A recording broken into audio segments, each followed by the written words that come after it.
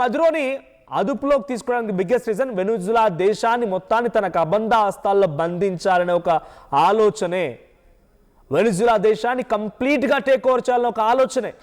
ఎందుకు మరి take over చేయడం మూలంతో పెద్దగా ట్రంప్కి వచ్చేది ఏంటంటే, ట్రంప్ ఒక ఆరోపణ చేస్తున్నాడు.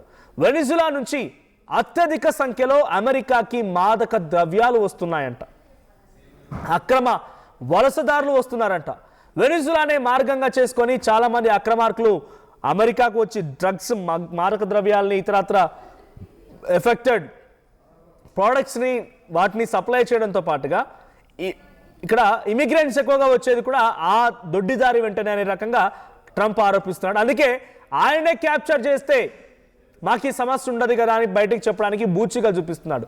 కానీ వెనిజులా, మీరు ఎవరైనా మీ ఫోన్లో, మీ చేతిలో ఫోన్ కనుక ఉంటే వెంటనే ఓపెన్ చేయండి, గూగుల్ ఓపెన్ చేయండి. దాంట్లో అత్యధికంగా ఆయిల్ రిజర్వ్స్ ఉన్నటువంటి కంట్రీ ఏదైనా ఉందనంటే అది Venezuela. Top 1 among the world countries, ప్రపంచ దేశాల్లో మొదటి స్థానంలో ఉంది. అయితే అటువంటి దేశాన్ని అక్వైర్ చేయడంతో అమెరికాకి మరింతగా లాభం జరుగుద్ది. ఆయిల్ రిజర్వ్స్ మొత్తం తాను అమ్మేసుకోవచ్చు.